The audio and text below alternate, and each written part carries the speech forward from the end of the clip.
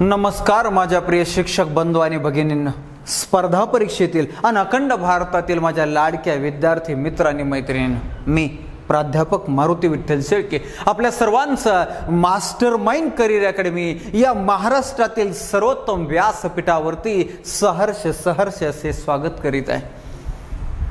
आपण आजच्या लेक्चरमध्ये आजच्या व्हिडिओमध्ये आजच्या भागामध्ये एक अत्यंत महत्त्वाचा जटिल मात्र सोपा करून शिकणारा टॉपिक आहे। आणि कुठला टॉपिक आहे, कुठला घटक आहे? विषय आहे भूगोल।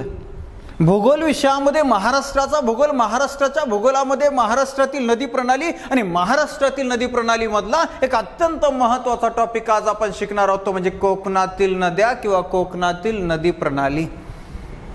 ज्याप्रमाणे आपल्या भारत देशाचं वर्णन करत असताना असं सांगितलं जातं की अनेक संत महात्म्यांच्या पदस्पर्शाने पावन झालेली आणि अनेक शूरवीरांच्या पराक्रमाने रक्तरंजित झालेली ही भारतभूमी, अगदी त्याचप्रमाणे संत महात्म्यांच्या पदस्पर्शाने शूरवीरांच्या रक्ताने नाहून निघालेली ही भारतभूमी अनेक नदी प्रणालींनी सुद्धा सुप्रसिद्ध आहे, सुसंपन्न आहे। भारतामध्ये प्रचंड नदी प्रणाली आहेत, अनेक नद्या आहेत आणि अशा भारतातल्या अनेक नद्यांपैकी महाराष्ट्रातील नदी प्रणालीचं खास विशेष असं वैशिष्ट्य आहे। मग आपल्याला कोकणातील नद्या, कोकणातील नदी प्रणाली हा टॉपिक शिकत असताना सगळ्यात अगोदर डोळ्यासमोर महाराष्ट्राच्या प्राकृतिक रचनेबद्दल बेसिक माहिती डोक्यात असायला पाहिजे, जेणेकरून कोकणातील नदी प्रणाली, कोकणातील नद्या समजायला आपल्याला सोपं जाईल। मग आपल्या महाराष्ट्रामध्ये 3 प्राकृतिक रचना आहेत, त्यामध्ये हे आहे महाराष्ट्र पठार। हे एवढं संपूर्ण महाराष्ट्र पठार आहे, ज्या महाराष्ट्र पठारानं महाराष्ट्राचा 90% भाग व्यापलेला आहे। यानंतर हा इथं एक महत्त्वाचा पर्वत आहे, त्या पर्वताचं नाव आहे सह्याद्री पर्वत। ही झाली दुसऱ्या क्रमांकाची प्राकृतिक रचना, सह्याद्री पर्वत, जी दक्षिणोत्तर पसरलेली आहे। यानंतर हा सह्याद्री आणि इथं आहे अरबी समुद्र, अरबी समुद्र यांच्या दरम्यान हा जो निळ्या रंगाचा भाग दिसतोय तो आहे तिसऱ्या क्रमांकाची भारतातील प्राकृतिक रचना आणि ती म्हणजे कोकण, ती म्हणजे कोकण झाले। अशा 3 महाराष्ट्रामध्ये प्रमुख प्राकृतिक रचना आहेत आणि या 3 प्राकृतिक रचनांपैकी आपल्याला या भागातली नदी प्रणाली पाहायची, या भागातली। मग आता आपण जाऊया कोकणामध्ये, महाराष्ट्रातील प्राकृतिक रचनेमध्ये या पठाराचा सर्वसाधारण उतार असा पूर्वेकडे आहे, म्हणून पठारावरच्या नद्या सर्वसाधारणपणे पूर्वेकडे वाहतात, त्या पूर्ववाहिनी आहेत। याला अपवाद आहे, तापी आणि नर्मदा या 2 नद्या मात्र पश्चिमेकडे वाहतात, कारण त्या भागामधला उतार पश्चिमेकडे आहे। पठार संपला, आपल्याला पठार पाहायचं नाही। आणि आता हा सह्याद्री, महाराष्ट्रातील सर्वात महत्त्वाचा जलविभाजक म्हणजे सह्याद्री।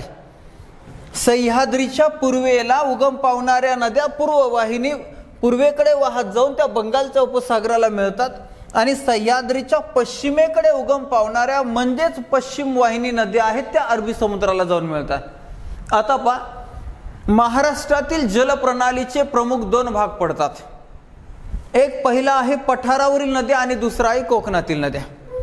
पठारावरील नद्यांचे पुन्हा 3 उपप्रकार पडले जातात, पूर्ववाहिनी नद्या, पश्चिम वाहिनी नद्या आणि दक्षिण वाहिनी नद्या। बरं, त्या सोडून द्या पठारावरच्या। दुसरा प्रकार आहे, दुसरा भाग आहे कोकणातील नद्या।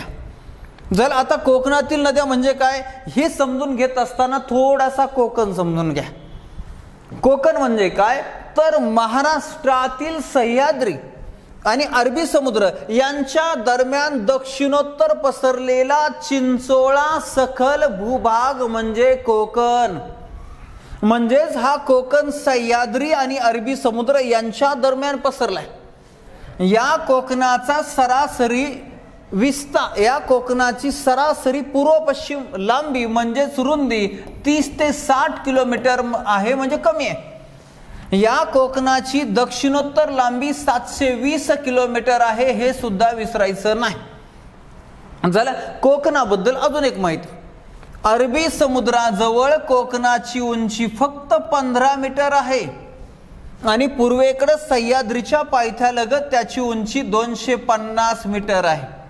यावरून आपल्या लक्षात येते कोकणाचा तीव्र उतार पश्चिमेकडे आहे. चला, कोकणाची ही बेसिक माहिती पाहिल्यानंतर आता आपल्याला कोकणातील नद्या म्हणजे काय हे समजून घ्यायचे.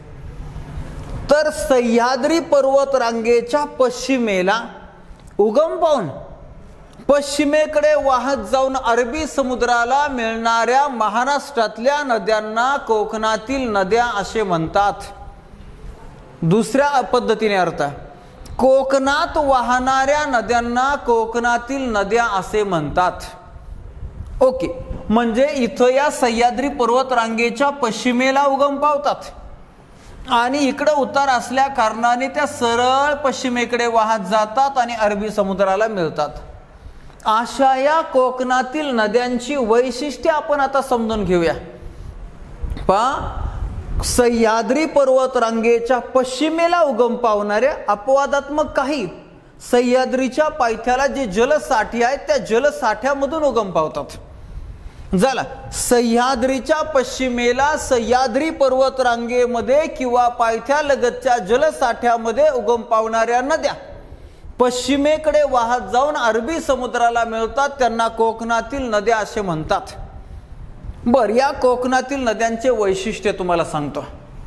कोकणामध्ये समांतर जलप्रणाली आहे. समांतर जलप्रणाली म्हणजे काय? असा सह्याद्री आहे आणि इथं हा कोकण आहे.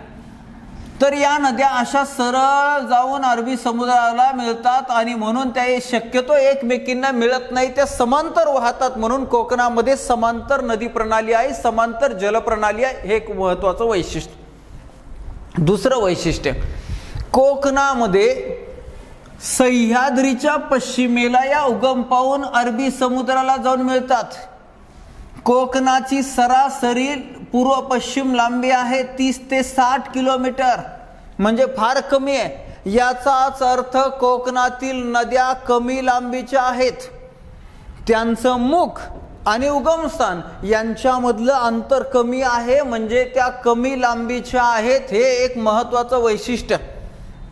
दुसरं वैशिष्ट्य की या नद्यांना उपनद्या नाहीतच किंवा फार कमी आहेत आणि म्हणून त्यांचं पाणलोट क्षेत्र सुद्धा कमी आहे. दुसरी गोष्ट की या नद्या पावसाळ्यामध्ये खूप पाणी वाहून घेतात. खूप पाणी वाहून नद्या अरबी समुद्राला, कारण कोकणामध्ये सह्याद्रीमध्ये पाऊस भरपूर पडतो. मात्र या नद्या उंचावरून अतिशय वेगानं आणि कमी लांबीच्या असल्या कारणानं पटकन पाणी येतं, अरबी समुद्राला जाऊन मिळतं. पावसाळ्यानंतर या नद्या कोरड्या पडतात. हे या नद्यांचं वैशिष्ट्य. दुसरं वैशिष्ट्य, या नद्या उंचावरून वेगानं वाहत असल्या कारणानं जलविद्युत निर्मितीसाठी अत्यंत उपयुक्त आहेत. मात्र याचा अजून एक मायनस पॉइंट असा आहे काय, तर पावसाळ्यानंतर या कोरड्या पडल्यामुळं विद्युत निर्मितीला समस्या निर्माण होते. कोकणातल्या नद्यांचं अजून एक महत्वाचं वैशिष्ट्य, या नद्या ज्या ठिकाणी अरबी समुद्राला मिळतात त्या ठिकाणी त्या खाड्या निर्माण करतात. खाडी म्हणजे काय, तर समुद्राचं पाणी नदीच्या पात्रात जेपर्यंत शिरतं त्याला आपण खाडी म्हणतो. अशा रीतीनं कोकणातल्या नद्यांचे हे वैशिष्ट्य आहे. कोकणातल्या नद्यांचं अजून एक महत्वाचं वैशिष्ट्य तुम्हाला सांगतो.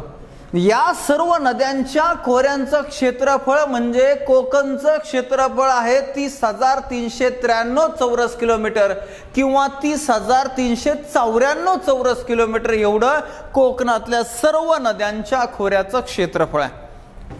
पहा, हेच वैशिष्ट्य इथं लिहिलेले आहेत. पहिलं आपण पाहिलं काय, सह्याद्री पर्वत रांगेत किंवा रांगेच्या पश्चिमेस उगम पावून पश्चिमेकडे अरबी समुद्राला मिळणाऱ्या नद्या म्हणजे कोकणातल्या नद्या. वैशिष्ट्य पहिलं, सह्याद्री पर्वत रांगेच्या पश्चिमेला उगम पावतात. या नद्या पश्चिम वाहिनी नद्या आहेत. या नदी अरबी समुद्राला जाऊन मिळतात. त्यानंतर उगमस्थान आणि मुख्य अंतर कमी आहे, म्हणजेच नद्यांची लांबी कमी आहे. आणि त्याचबरोबर त्या नद्या वेगाने वाहतात. नदी खोरे व पाणलोट क्षेत्र मर्यादित आहे. कारण का, कारण नद्यांची लांबी कमी आहे, उपनद्या नाहीत किंवा कमी आहे, त्यामुळं इथं पाणलोट क्षेत्र कमी आहे.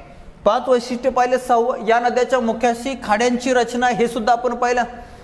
तीव्र उतारून वाहत जाऊन ते आपल्या मुखाजवळ पाणी लवकर पोहोचते, त्यामुळे पावसाळ्यानंतर या नद्यांची पात्र कोरडी पडतात, हे सुद्धा वैशिष्ट्य पाहिलं.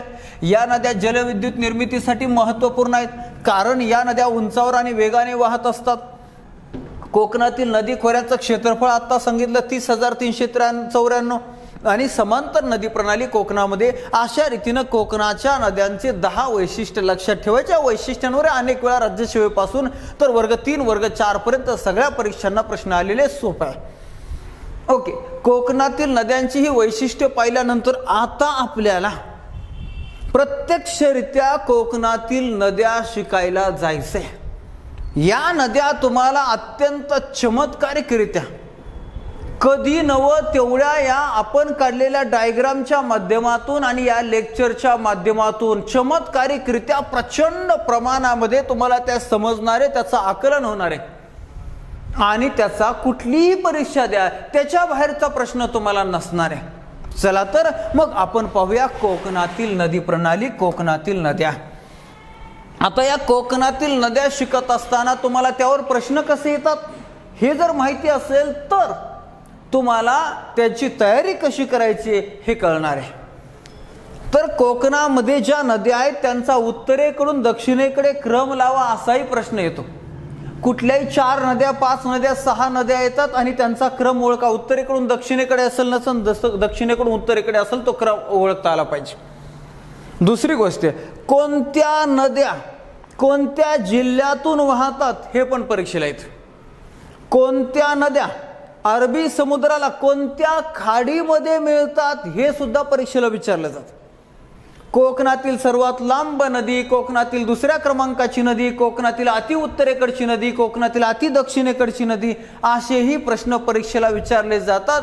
ही सगळी डिटेल माहिती आपण शिकणार आहोत, समजून घेणार आहोत. चला आता तुम्हाला सांगतो, कोकणातील नदी प्रणाली समजून घेत असताना तुम्ही 31 नद्या क्रमाने लक्षात ठेवल्या आणि 23 खाड्या क्रमाने डोक्यामध्ये ठेवल्या की तुम्ही जगाच्या पाठीवर कुठली बी परीक्षा द्या तुम्हाला आउट ऑफ मार्क्स. 31 नद्या आणि 23 खाड्या. खाड्यांची संख्या कमी येते कशी तुम्हाला सांगतो. काही काही नद्या एकत्रित एकाच खाडीमध्ये समुद्राला मिळतात, त्याच्यामुळे खाड्यांची संख्या कमी. आता अगोदर मी तुम्हाला जिल्हानिहाय नद्यांची संख्या सांगतो. या 31 नद्या कशा पहा. इकडे आपण मुंबई उपनगर आणि मुंबई शहर हे बाजूला ठेवलंय, कारण इथं बसत नव्हतं म्हणून ते बाजूलाच ठेवलं. बाकीचे मग 7 पैकी 2 जिल्हे तिकडे गेले या 5 जिल्ह्यामध्ये. तर इथं पालघर जिल्हा आहे. पालघर जिल्ह्यामध्ये तुम्हाला 5 नद्या लक्षात ठेवायच्यात, पैकीच्या पैकी मार्क. ठाणे जिल्ह्यामध्ये तुम्हाला 3 नद्या लक्षात ठेवायच्यात, पैकीचे पैकी मार्क. रायगड जिल्ह्यामध्ये तुम्हाला 5 नद्या लक्षात ठेवायच्यात, पैकीच्या पैकी मार्क. रत्नागिरी जिल्ह्यामध्ये तुम्हाला 9 नद्या लक्षात ठेवायच्यात, आउट ऑफ मार्क्स. सिंधुदुर्गमध्ये सुद्धा तुम्हाला 5 नद्या लक्षात ठेवायच्यात, आउट ऑफ मार्क्स. संपला विषय. आणि मुंबई उपनगर आणि मुंबई शहरामध्ये 4 नद्या लक्षात ठेवायच्यात, आउट ऑफ मार्क्स. 5 आणि 3 8, 8 आणि 5 14, 14 आणि 9 23, 23 आणि 5 28, 28 आणि 4 32.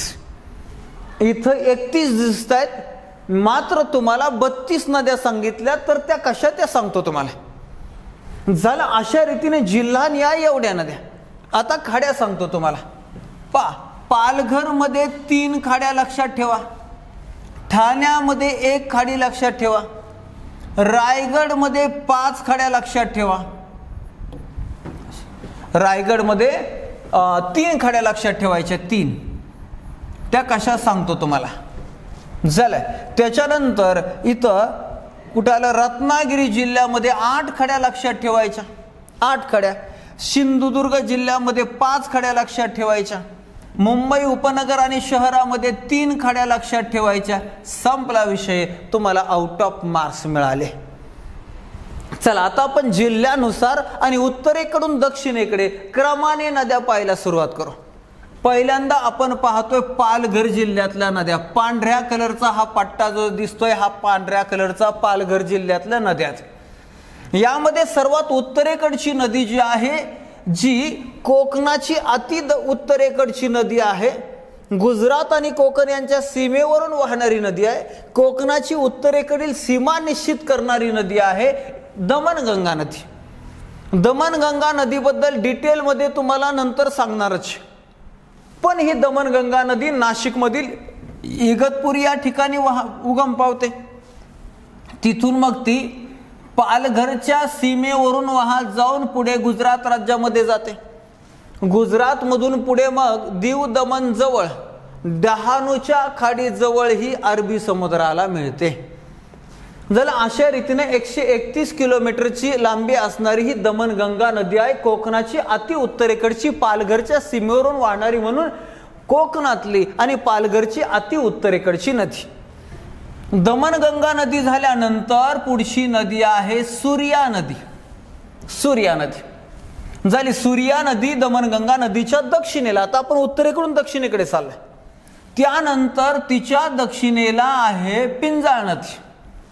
बर, या दोनही नद्या सूर्या आणि पिंजाळ नद्या ज्या नदीच्या उपनद्या आहेत ती नदी म्हणजेच वैतरणा नदी. ही झाली पिंजाळ नदीच्या दक्षिणेकडची वैतरणा नदी. ही यानंतर या वैतरणा नदीची अजून एक महत्वाची उपनदी आहे तानसा नदी ही. आणि मग ह्या 4 एकत्रित नद्या पुढे दातिवरा खाडीमध्ये अरबी समुद्राला मिळतात.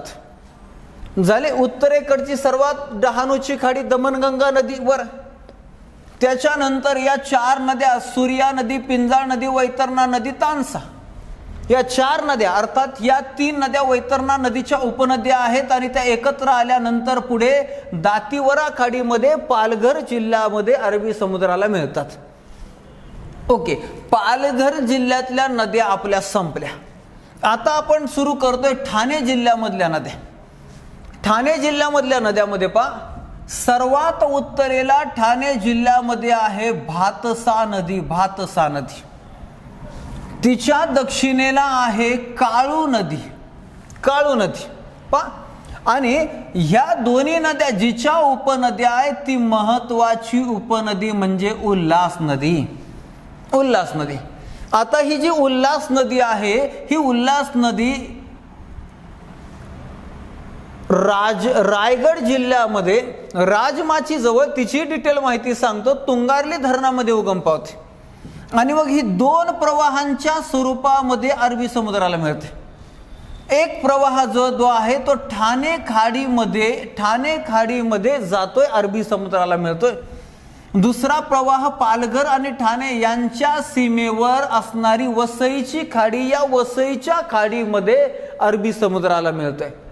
ओके, झालं. ठाणे जिल्ह्यामधील भातसा, काळू आणि उल्हास अशा या उत्तरेकडून दक्षिणेकडे क्रमानं 3 नद्या. यामध्ये ही उल्हास महत्वाची आहे आणि या 2 तिच्या उपनद्या आहेत. ठाणे जिल्ह्यातल्या नद्या आणि खाड्या पाहिल्यानंतर आपल्याला दक्षिणेला यायचं आहे रायगड जिल्ह्यामध्ये. हो, रायगड जिल्ह्यामध्ये पहा ही पाताळगंगा नदी, ही आंबा नदी आणि अजून एक नदी आहे. मी तुम्हाला म्हटलं की इथं नकाशावर तुम्हाला 31 दिसतील, मात्र मी तुम्हाला 32 नद्या सांगणार आहे. तर पाताळगंगा, आंबा आणि भोगावती या 3 नद्या अशा वाहत एकत्र येतात आणि या एकत्रितरित्या अरबी समुद्राला जाऊन मिळतात. त्या कोणत्या खाडीमध्ये तर धरमतर खाडीमध्ये. झालं. धरमतर खाडी रायगड मधली सर्वात उत्तरेकडची खाडी आणि रायगड जिल्ह्यातली सर्वात उत्तरेकडच्या नद्या आहेत पाताळगंगा, तिच्या दक्षिणेला आंबा आणि त्याच्या दक्षिणेला भोगावती. या 3 एकत्र येतात आणि एकत्रित्या रायगड जिल्ह्यातील धरमतर खाडीमध्ये अरबी समुद्राला मिळतात. यानंतर पहा या नदीच्याही दक्षिणेला कुंडलिका नदी आहे. ही कुंडलिका नदी, ही कुंडलिका नदी अशा रीतीनं वाहत जाऊन अरबी समुद्राला मिळते. रोहो खाडीमध्ये, तिलाच रोह्याची खाडी असंही म्हणतात रायगड जिल्ह्यामध्ये. तिच्या दक्षिणेला आहे काळ नदी. ही काळ नदी अशा रीतीनं वाहत जाऊन राजापूरच्या खाडीमध्ये रायगड जिल्ह्यामध्ये अरबी समुद्राला मिळते. यानंतर पहा सावित्री नदी, ही सावित्री नदी तुम्हाला सांगतो सातारा जिल्ह्यामध्ये महाबळेश्वर या ठिकाणी कृष्णा, कोयना, वेण्णा, गायत्री आणि सावित्री अशा 5 नद्या उगम पावतात. त्यातली ही सावित्री साताऱ्यातून रत्नागिरी जिल्ह्यामध्ये जाते. रत्नागिरीमधून रायगड, रत्नागिरी यांच्या सीमेवरून वाहते. मात्र प्रामुख्याने रत्नागिरीचीच नदी म्हणून एमपीएससीने दिले. आणि म्हणून लक्षात ठेवा, ही जरी इथं मी या रायगडच्या पट्ट्यामध्ये लिहिलेली असली तरी ही प्रामुख्याने रत्नागिरी जिल्ह्यातील महत्वाची नदी आहे. बर, मग रत्नागिरीमधून रायगडच्या सीमेजवळ ही अशी वाहत जाऊन अशी साताऱ्यातून वाहत जाते, अशी सीमेवरून वाहत मग ही नदी बाणकोटच्या खाडीमध्ये, ही बाणकोटची खाडी जी आहे या बाणकोटच्या खाडीमध्ये ती अरबी समुद्राला जाऊन मिळते. ज्याला अशा रीतीने सावित्री नदीवर नेहमी प्रश्न विचारले जातात. लक्षात राहू द्या, सातारा, रत्नागिरी, रायगडच्या सीमेजवळ बाणकोटच्या खाडीमध्ये अरबी समुद्राला मिळते. ओके, त्याच्यानंतर पुढे चला, रायगड संपला. आता रायगड संपल्यानंतर आपल्याला ही खाडी आपल्याला खाली घ्यायची. चला, तर इथं आता रत्नागिरी जिल्ह्यामध्ये सर्वात जास्त नद्या आहेत. 9 नद्या आहेत, 8 खाड्या आहेत. त्याच्यातली रत्नागिरी मधली सर्वात उत्तरेकडची नदी म्हणजे सावित्री, ती पाहिली आपण. आता तिच्या दक्षिणेला आहे भारजा नदी. आणि मग ही भारजा नदी अशी सावित्रीच्या दक्षिणेला उगम पावते आणि केळशी खाडीमध्ये ती अरबी समुद्राला जाऊन मिळते रत्नागिरी जिल्ह्यामध्ये. पुढं तिच्या दक्षिणेला जोग नदी. ही जोग नदी फार छोटी नदी आहे आणि म्हणून ही अरबी समुद्राला मिळत असताना अगदी तिच्या मुखाची एक छोटासा खड्डा तयार होतो. तिला खाडी बिडी म्हणत नाही.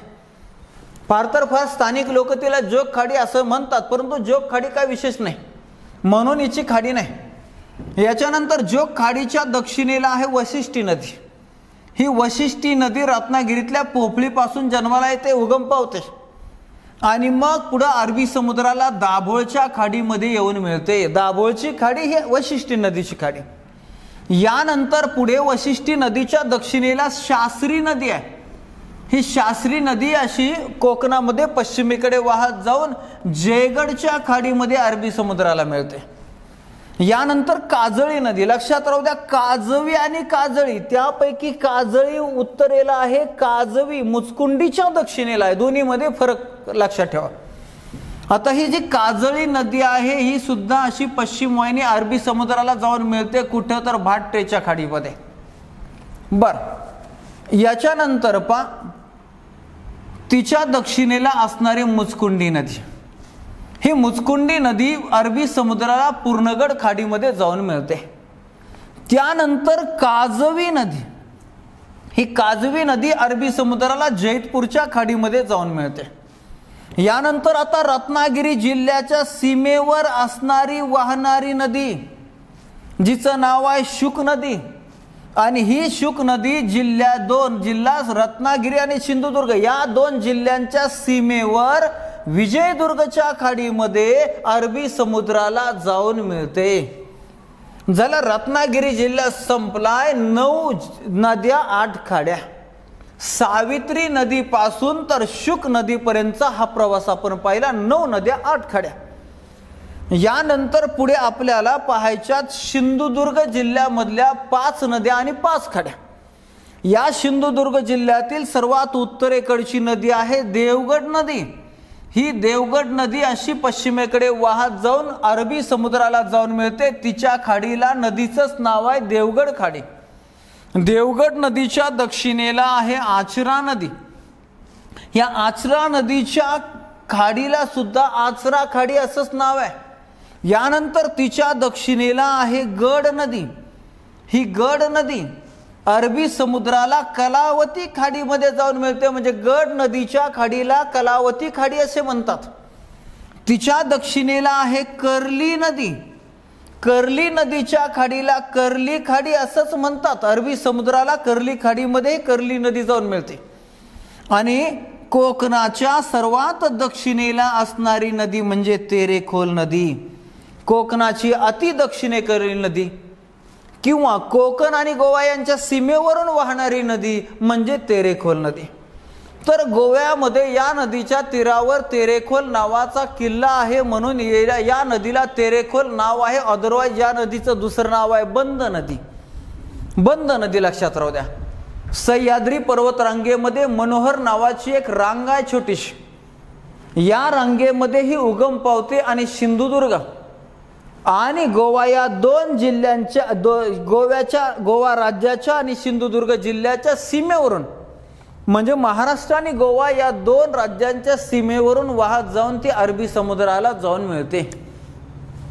या नदीच्या मुखाशी जो तेरेखोल किल्ला आहे आणि त्याचा जो बीचचा भाग आहे तो अत्यंत डेव्हलप केलेला आहे आणि एक फार मोठं पर्यटन स्थळ म्हणून तिथं डेव्हलप झालेलं आहे. अशा रीतीनं कोकणाची अति दक्षिणेकडील नदी तेरेखोल नदी जी तेरेखोल नावाच्याच खाडीमध्ये अरबी समुद्राला जाऊन मिळते. ओके. कोकणातल्या पालघर पासून ते सिंधुदुर्ग पर्यंतच्या 5 जिल्ह्यामधल्या नद्या आणि त्या अरबी समुद्राला कोणत्या खाडीमध्ये जाऊन मिळतात त्या खाड्या पाहिल्या. आता आपल्या मध्ये जागे अभावी हा जो मुंबई उपनगर आणि मुंबई शहराचा भाग आहे हा एवढा या भागामधल्या नद्या आपल्या राहिलेल्या आहेत त्या आपण इकडे घेतल्यात.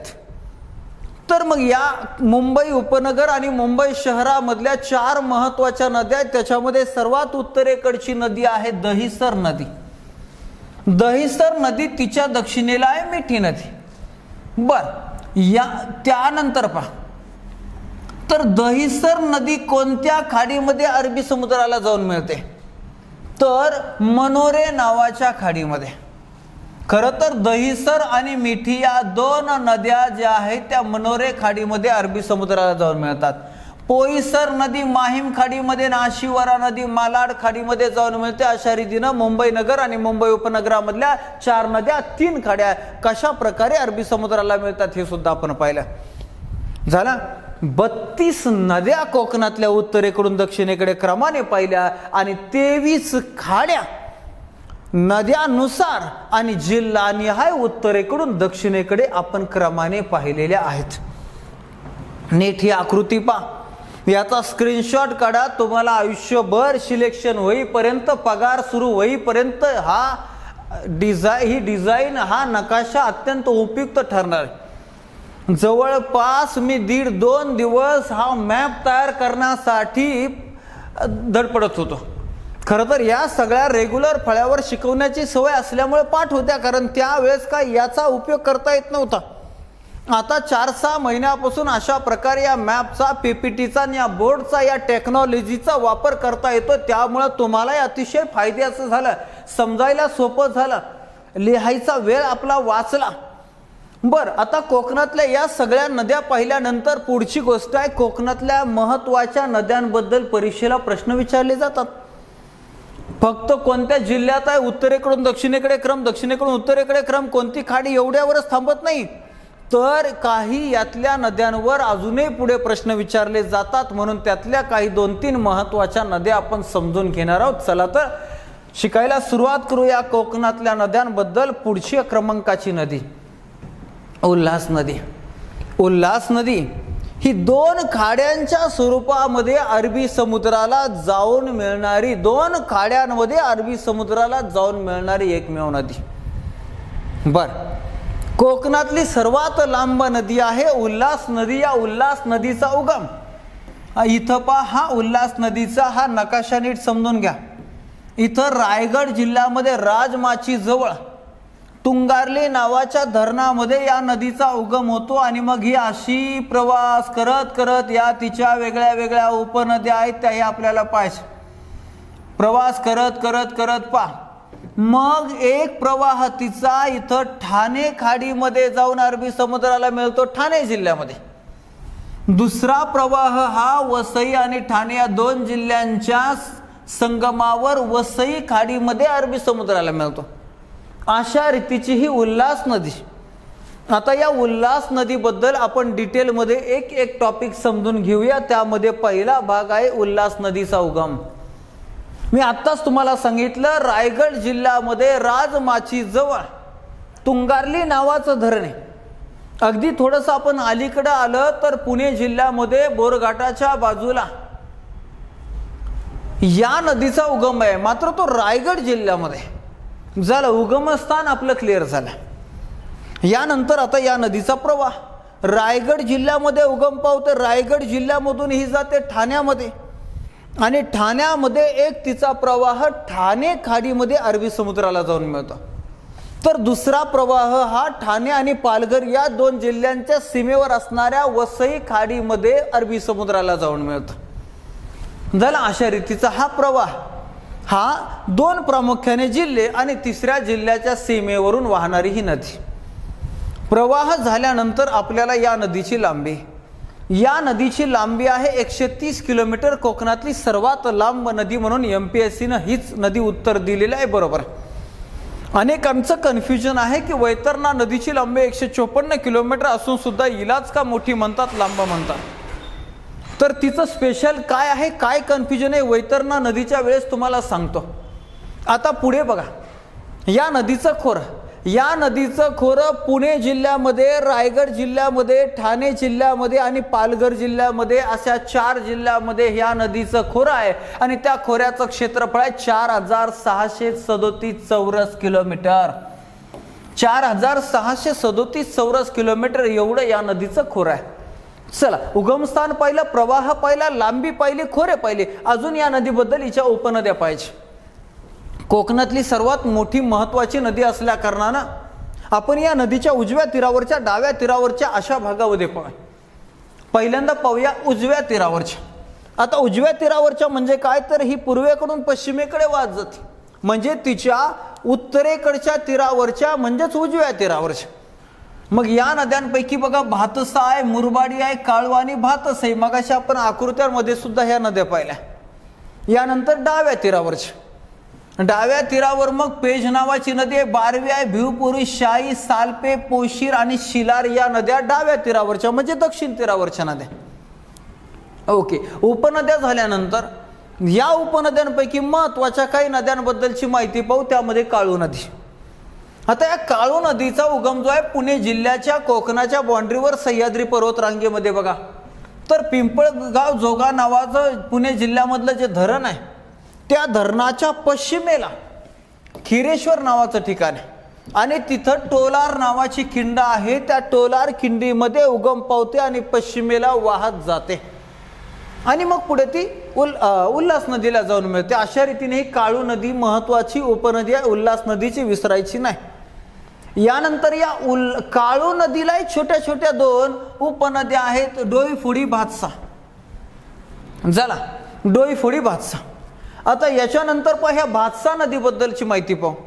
ही भातसा नदी जी आहे नाशिक आणि मुंबई यांच्या दरम्यान जो कसारा घाट आहे त्या कसारा घाटामध्ये घाटनदेवी नावाचं ठिकाण आहे. तिथं उगम पावते. पश्चिमेकडे प्रवास करत जाऊन ही उल्हास नदीची महत्वाची उपनदी. यानंतर पोसरी नदी किंवा पोशीर नदी नावाची कोकणातली नदी, उल्हास नदीच्या उपनद्यांपैकीची एक. मग ही भीमाशंकर जवळ, मात्र ती पश्चिमेकडे उगम पावते आणि पुढे ती कोकणामध्ये पश्चिमेला वाहत जाते. ओके. उल्हास नदीच्या उपनद्या आणि त्या उपनद्यांपैकी काही महत्वाच्या उपनद्यांची बेसिक माहिती आपण पाहिली. यानंतर उल्हास नदी खोऱ्यामध्ये असणाऱ्या धरणांबद्दलची आपल्याला माहिती पाहिजे. मग यामध्ये उल्हास नदीची जी एक उपनदी आहे मुरबाडी नदी, तिच्यावर बारवी धरण आहे ठाणे जिल्ह्यामध्ये. याच्यानंतर भातसा नदी. या भातसा नदीवर भातसाच नावाचं धरण आहे, मात्र तिची एक छोटीशी चोरणा नावाची नदी आधी येऊन मिळते आणि मग धरण आहे. म्हणून भातसा आणि चोरणा या नद्यावर भातसा धरण आहे असं म्हणतात ठाणे जिल्ह्यामध्ये. चला, याच्यानंतर पुढचा भाग संगमावरचे ठिकाण. उल्हास नदीच्या खोऱ्यामधले संगमावरचे 2 किंवा 2 पेक्षा जास्त नद्यांच्या संगमावर कुठले ठिकाण आहेत हे आपल्याला पाहिजे. मग यामध्ये बघा सालपे आणि उल्हास नदी. म्हणजे सालपे नदी उल्हास नदीला ज्या ठिकाणी जाऊन मिळते ते कोंडिवडे नावाचं रायगड जिल्ह्यामधलं ठिकाण. त्यानंतर पायारमल नावाची नदी उल्हास नदीला जाऊन मिळते. कुठं जाऊन मिळते तर प्रसिद्ध असं माथेरान नावाचं रायगड जिल्ह्यामधलं ठिकाण आहे. त्याच्या शेजारी असणाऱ्या नेरळ या ठिकाणी या 2 नद्यांचा संगम होतो, नेरळ रायगडमध्ये. त्यानंतर पोसरी किंवा पोशीर नावाची नदी उल्हास नदीला जाऊन मिळते. कुठं मिळते तर ठाणे जिल्ह्यामध्ये वांगणी नावाच्या ठिकाणी, ज्याच्या दुसऱ्या बाजूला डोन नावाचं ठिकाण आहे. म्हणजे डोन आणि वांगणी हे दोन्ही ठिकाणं या दोन नद्यांच्या संगमावर आहे. पुढे तीन ओढे नावाची नदी आहे. हे तीन ओढे उल्हास नदीला येऊन मिळते देवलोली रायगड जिल्ह्यामध्ये. पुढे बारवी नावाची नदी मुरबाडी नावाच्या नदीला वसत नावाच्या ठिकाणी ठाणे जिल्ह्यामध्ये येऊन मिळते. म्हणजे बारवी आणि मुरबाडी यांचा संगम ठाणे जिल्ह्यामध्ये वसत या ठिकाणी होतो. पुढे मगाशी आपण पाहिलं काळू भातसा यांचा संगम आंबिवली नावाच्या ठिकाणी आहे, जे टिटवाळा व खडवली यांच्या दरम्यान आहे. झालं. याच्यानंतर वालधुनी नावाची नदी आहे, छोटीशी नदी उल्हास नदीला येऊन मिळते. ह्या कोकणातल्या अतिशय छोट्या छोट्या नद्या आहेत, पुस्तकामध्ये सर्वांचा उल्लेख नाही आहे. बरं, या दोन नद्यांचा संगम शहाड जवळ वडवली या ठिकाणी होतोय. बरं, आता पुढे तीरावर, हे ठाण्यातलं ठिकाण आहे, तीरावरील ठिकाण आहे. तर तीरावरील ठिकाणामध्ये सगळ्यात महत्त्वाचं आपल्याला परीक्षेच्या दृष्टीनं उल्हास नदीच्या तीरावर रायगड जिल्ह्यातलं महत्त्वाचं तालुक्याचं ठिकाण आहे कर्जत. अहमदनगर मधलं कर्जत नाही, रायगड जिल्ह्यामधलं कर्जत. भाई कोतवाल यांच्या आझाद दस्ता या संघटनेने 42च्या छोडो भारत आंदोलनामध्ये फार मोठी कामगिरी केली होती. ती संघटना इथलीच आहे, कर्जतची. आणि ठाणे शहर सुद्धा या नदीच्या तीरावर आहे. आणि त्याच्यानंतर ठाण्याच्या उत्तरेकडचा जो तालुका आहे शहापूर, हा तालुका या भातसा नदीच्या तीरावर आहे. अशा रीतीनं उल्हास नदीच्या खोऱ्यातील नदी तीरावरचे काही महत्त्वाचे ठिकाण आपण पाहिले. त्यानंतर आता आपल्याला पाहायची वैतरणा नदी, जिला कोकणातली दुसऱ्या क्रमांकाची नदी म्हणतात, ती वैतरणा नदी. तर पहा, हे अशा रीतीनं ही वैतरणा नदी नाशिक जिल्ह्यामध्ये इगतपुरी या ठिकाणी 3 प्रवाहांच्या स्वरूपामध्ये उगम पावते. आणि मग हे 3 प्रवाह जे आहेत इगतपुरीमध्ये दापुरे नावाचं गाव आहे, त्या ठिकाणी एकत्र येतात. तिथून पुढं तिला वैतरणा नदी असं म्हणतात. आणि मग ही अशी वाहत जाते, अशी वाहत 2 प्रवाहांच्या स्वरूपात ते अरबी समुद्राला मिळते. मग तिच्या ह्या तानसा असतील, पिंजाळ, सूर्या या सगळ्या तिच्या उपनद्या झाल्या. अशा रीतीनं ही वैतरणा नदी, हिच्याबद्दल आपल्याला माहिती पाहायची, जी अरबी समुद्राला दातीवरा नावाच्या खाडीमध्ये 2 प्रवाहांच्या स्वरूपामध्ये जाऊन मिळते. या वैतरणा नदीबद्दलची डिटेल माहिती ही अशी. पहिल्यांदा पाहूया उगमस्थान. आत्ता सांगितलं की नाशिक जिल्ह्यामध्ये ब्रह्मगिरी आणि अंजनेरी नावाचे 2 डोंगर आहेत, 2 पर्वत आहेत. त्यांच्या दक्षिणेकडच्या उतारावर ही नदी उगम पावते. ही नदी उगम पावत असताना 3 प्रवाहांच्या स्वरूपामध्ये उगम पावते. इगतपुरीमधील दापुरे नावाच्या गावामध्ये हे 3 प्रवाह एकत्र येतात आणि मग पुढे ती वैतरणा नदी. मग ठाण्याच्या उत्तरेकडच्या शहापूर नावाच्या तालुक्यातून पुढे ती पालघरमध्ये जाते आणि मग पालघरमध्ये दातीवराच्या खाडीमध्ये 2 प्रवाहांच्या स्वरूपामध्ये ती अरबी समुद्राला मिळते. ओके, अशा रीतीनं तिचा हा प्रवाह पाहिल्यानंतर तिची लांबी, तिची एकूण लांबी आहे 154 किलोमीटर. पहा, एकदा परत पाठीमागची आकृती पाहिल्यानंतर लक्षात येईल. ही बऱ्याच वेळ अगदी थळ घाटापर्यंत दक्षिण वाहिनी नदी आहे, नाशिकमध्ये वाहते.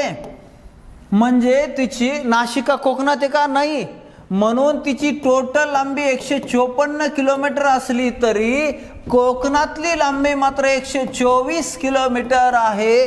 म्हणजेच काय तर याचाच अर्थ कोकणातली लांबी तिची 124 किलोमीटर असल्या कारणानं कोकणातील उल्हास नदीनंतर दुसऱ्या क्रमांकाची नदी म्हणून वैतरणा नदीचा उल्लेख आहे. वैतरणा नदीला तेवढा मान आहे. ओके, लांबी पाहिल्यानंतर आपल्याला पुढचा मुद्दा पाहायचा आहे. ही ज्या दातीवरा नावाच्या खाडीमध्ये जाऊन अरबी समुद्राला मिळते. ही खाडी कुठे आहे पहा तर तांदूळ नावाचा डोंगर आहे उत्तरेला आणि ते दक्षिणेला जीवनदायी डोंगर यांच्या दरम्यान ही दातीवरा नावाची खाडी आहे आणि तिथं ही वैतरणा नदी अरबी समुद्राला जाऊन मिळते. हा प्रश्न एका परीक्षेला आला होता म्हणून हा मुद्दा सुद्धा क्लिअर करतो. पुढे या नदी खोऱ्यामधले धरणं, धरणं फार महत्त्वाचे आहेत. मुंबईसारख्या शहरांना पाणी पुरवठा करण्याचं काम ही नदी आणि या नदीवरचे धरणं करतात, त्याच्यामुळे आपल्याला ते माहिती असायला पाहिजे. मग या नदीवरचं ठाणे जिल्ह्यामधलं फेमस असं मोडक सागर नावाचं धरण सर्वांना माहिती आहे आणि माहिती असायलाच पाहिजे. हे मोडक म्हणजे सुरुवातीला तर हे धरण 1701 मध्ये बांधलं गेलं. त्याचं रिन्युएशन 1954 मध्ये पंडित जवाहरलाल नेहरू यांच्या काळामध्ये केलं गेलं. त्यावेळेस मोडक आडनावाचे एक इंजिनियर होते, त्यांच्या प्लॅनने हे सगळं रिन्युएशन केलं गेलं आणि म्हणून या धरणाला त्यांचंच नाव दिलं गेलं, मोडक सागर धरण. चला, मुंबईला पाणी पुरवठा करणारं एक महत्त्वाचं धरण आहे ठाणे जिल्ह्यामध्ये. यानंतर तानसा नदीवरचं तानसा धरण आहे, ज्याने सुद्धा मुंबईला पाणी पुरवठा केला जातो. यानंतर ठाणे जिल्ह्यातलंच आहे. त्यानंतर अप्पर, सुरुवातीचा जो भाग आहे त्याला अप्पर वैतरणा खोरा असं म्हणतात आणि त्या अप्पर वैतरणा खोऱ्यामधले जे धरणं आहेत त्याला अप्पर वैतरणा धरण. त्याच्यानंतर मध्य वैतरणा धरण असं नाव आहे. या मध्य वैतरणा धरणाचं एक खास वैशिष्ट्य असं आहे की त्याला बाळासाहेब ठाकरे यांचं नाव दिलंय. बरं, बाळासाहेब ठाकरे यांचं नाव त्या धरणाच्या जलाशयाला दिलंय तर दिलंयच, अजून एक खास वैशिष्ट्य आहे त्या धरणाचं.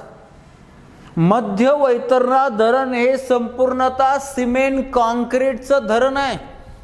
अशा प्रकारचं संपूर्णतः सिमेंट कॉन्क्रीटचं धरण असणारं महाराष्ट्रातलं पहिलं, भारतातलं दुसरं आणि जगातलं 4थ्या क्रमांकाचं धरण म्हणून या अप्पर वैतरणा धरणाचं म्हणजे बाळासाहेब ठाकरे जलाशयाचं वैशिष्ट्य आहे. हे सुद्धा विसरायचं नाही. ओके, याच्यानंतर सूर्या नदीवर सूर्या धरण आहे पालघर जिल्ह्यामध्ये. चला, वैतरणा नदीबद्दलचे धरणं पाहिल्यानंतर तिच्या काही महत्त्वाच्या उपनद्या आहेत बघा. सूर्या नदी 70 किलोमीटर लांबी, पिंजाळ नदी 61 किलोमीटर, तानसा 68 किलोमीटर, त्याचबरोबर मोखडे, दाहर्जी आणि गरगाई या सुद्धा छोट्या छोट्या तिच्या उपनद्या आहेत. पुढे या नदीच्या संगमावरचे महत्त्वाचे 2 ठिकाणं समजून घ्या. सूर्या आणि वैतरणा या 2 नद्या ज्या ठिकाणी एकत्र येतात ते मासवण नावाचं ठिकाण आहे पालघर जिल्ह्यामध्ये. पालघर जिल्ह्यामध्ये यानंतर सूर्या आणि पिंजाळ या 2 नद्या जिथे एकत्र येतात तिथं पालघर जिल्ह्यामधलं वाडे नावाचं ठिकाण, हे सुद्धा विसरायचं नाही. झालं वैतरणा नदीबद्दलची माहिती पाहिली. आता आपण अजून एका छोट्याशा महत्त्वाच्या नदीबद्दलची माहिती पाहूया, दमणगंगा नदी. दमणजवळ अरबी समुद्राला मिळते म्हणून दमणगंगा, जिच्या तीरावर दमण नावाचं ठिकाण आहे म्हणून दमणगंगा असं नाव आहे. तर जिचा उगम नाशिक जिल्ह्यामध्ये इगतपुरी जवळ होतो आणि मग ही नाशिकमधून पालघरच्या सीमेवरून वाहत जाऊन गुजरातमध्ये जाते, म्हणजे महाराष्ट्रातून गुजरातमध्ये जाते आणि दीव दमण जवळ अरबी समुद्राला जाऊन मिळते. अशा रीतीनं हिचं उगमस्थान आणि तिचा प्रवाह जो आहे तो प्रवाह तुम्हाला मी सांगितला. मग राहिली तिची लांबी. लांबी आहे तिची 131 किलोमीटर दमणगंगा नदीची लांबी. कोकणाची अति उत्तरेकडची नदी, कोकणाची उत्तर सीमा निश्चित करणारी नदी, कोकण आणि गुजरात या 2 ठिकाणांच्या सीमेवरून वाहणारी नदी, कोकणची प्राकृतिक सीमा निश्चित, उत्तर प्राकृतिक सीमा निश्चित करणारी नदी म्हणजे दमणगंगा नदी. बर, आता मग पुढचा मुद्दा आहे, हिच्या उपनद्या सुद्धा काही दिल्यात. त्यामध्ये दवान, श्रीमंत, वाले, रायते, लेंडी, वाघ, रोशनी आणि दुधनी. बर, तुम्हाला उपनद्या जरी नाही परीक्षेला आल्या तरी तीरावरचे प्रमुख ठिकाणं बघा. सिल्वासा राजधानीचं ठिकाण, वापी नावाची बाजारपेठ, दमण नावाचं महत्त्वाचं ठिकाण, 3ही शहरं महत्त्वाचे आहेत आणि म्हणून दमणगंगा या नदीच्या तीरावर असणारे हे 3 शहरं विसरायचे नाहीत.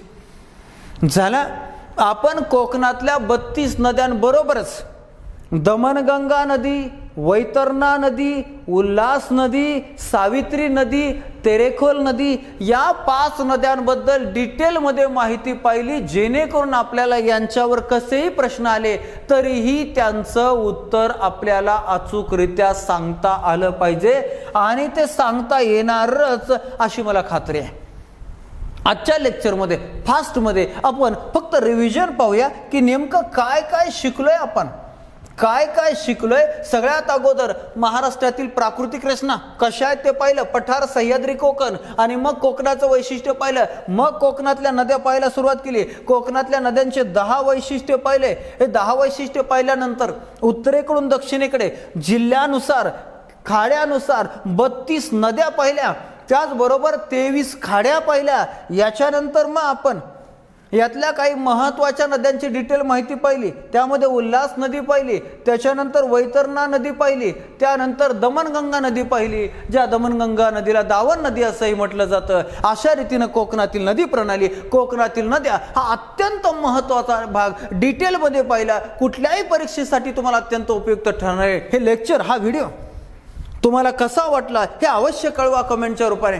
तुम्हाला जर आवडला तर अवश्य लाईक करा. त्याचबरोबर आपल्या सहकाऱ्यांसाठी, आपल्या बांधवांसाठी, स्पर्धा परीक्षा देणाऱ्या सर्वांसाठीच हे लेक्चर, हा व्हिडिओ शेअर करा. आपल्या चॅनलला जर सबस्क्राईब केलेलं नसेल तर सबस्क्राईब सुद्धा करा, कारण अशाच प्रकारे अत्यंत महत्त्वाचे डिटेलमधले लेक्चर तुमच्यासाठी मी प्रोव्हाइड करत असतो, सादर करत असतो. त्या लेक्चरच्या नोटिफिकेशन तुम्हाला अवश्य मिळत जातील. चला, या लेक्चरमध्ये, या भागामध्ये इथंच थांबूया. तुमच्या तयारीसाठी, तुमच्या अभ्यासासाठी आणि आगामी होणाऱ्या परीक्षांच्या निकालासाठी तुम्हाला भरभरून शुभेच्छा. धन्यवाद.